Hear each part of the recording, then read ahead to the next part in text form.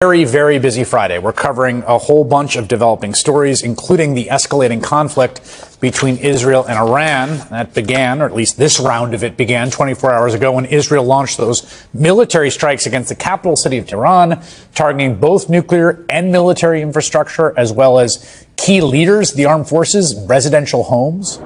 Iran then retaliated earlier today, starting around 9 p.m. local time in Tel Aviv.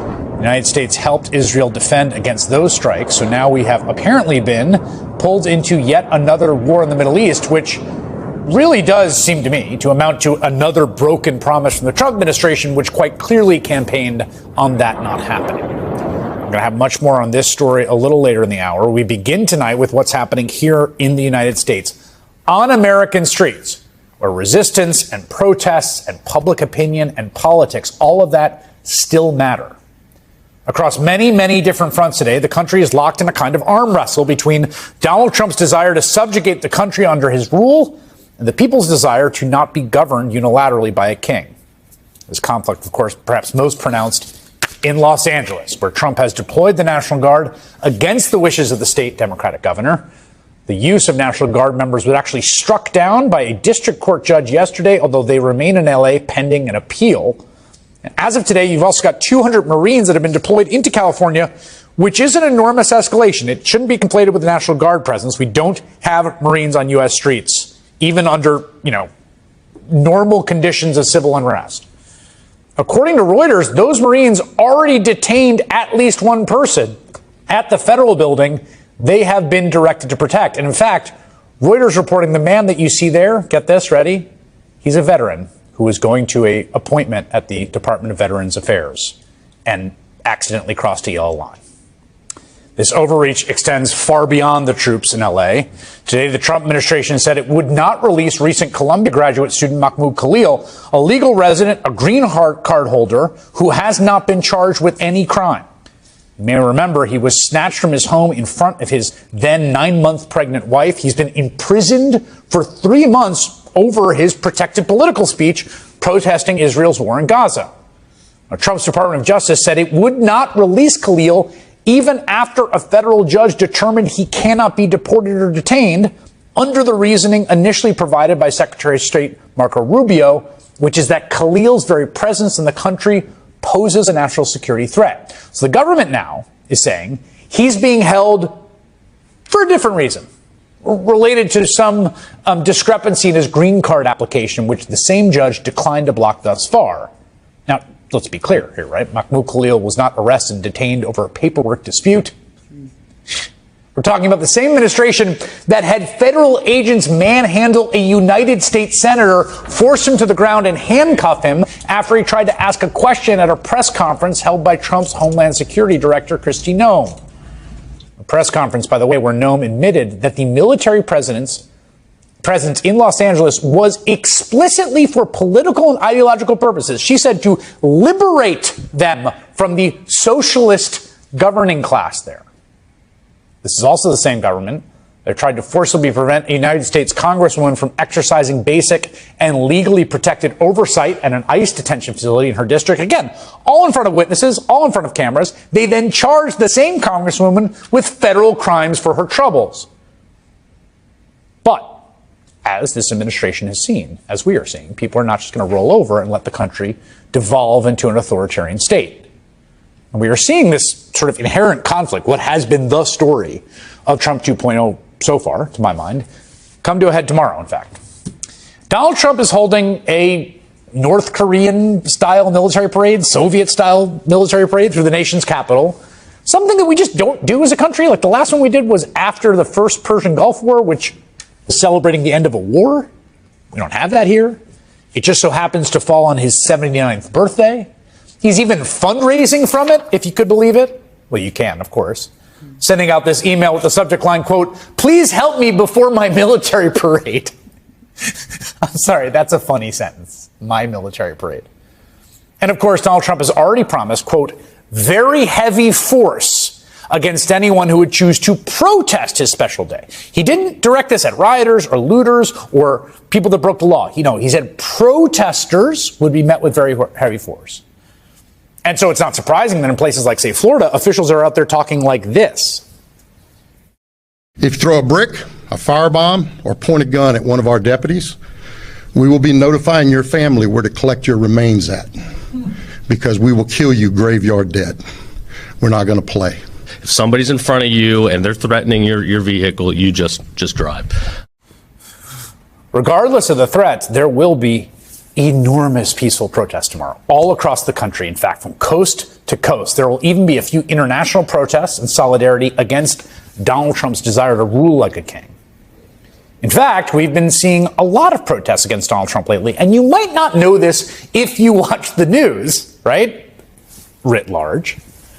There's this organization called Waging Nonviolence that actually tracks this, and it's a very scrupulous accounting. I got to say, I know the people that do it. They're academics. They're serious folks, right? So look at the blue line on the top. Those are organized nonviolent protests in 2025. They are far outpacing the same metric during Trump's first term. That's the green line on the bottom. More mass mobilization happening. Anecdotally, we are seeing report after report after report. I mean, truly, dozens a day I come across showing that regular people of all kinds of different politics and ideologies, even people who voted for Trump, are just not happy about his indiscriminate mass deportation scheme. Voters may support deporting those who have committed serious crimes. The polling would indicate that that's true. What is clear they do not support is deporting friends and family members and their neighbors and their coworkers and chasing people through strawberry fields and their employees. People who, in many cases, have lived here for years. In one case of an individual I saw today, he's been here 30 years. He's got kids and grandkids. And again, this isn't conjecture. Polling bearing this out. Earlier this week, Quinnipiac released a poll showing Trump underwater by double digits on both immigration issues and deportations specifically. Today, a new Reuters poll showing much the same. Voters by a margin of 9 points think Trump has gone too far with his deportations. They disapprove of the government arresting local officials who interfere in immigration enforcement by 14 points. They disapprove of how Trump has handled the Los Angeles protests by 15 points. Which is to say, it often doesn't feel like it, but the mass mobilization against Donald Trump is working. What this government is doing is unpopular with broad swaths of Americans. And the more people draw attention to it, the more unpopular it becomes. Time and time again, we've seen the people and courts and some key institutions force Trump to retreat. Here's an example. Kilmar Abrego Garcia is back in the United States. He's released from that mega prison in El Salvador, shipped off with no due process whatsoever, even after the Trump administration insisted multiple times that would never happen. He's never coming back. Today, after months of protest, he got a day in court, a U.S. court, where he pleaded not guilty to the charges this DOJ brought against him, and he will be able to enjoy due process as he is entitled to.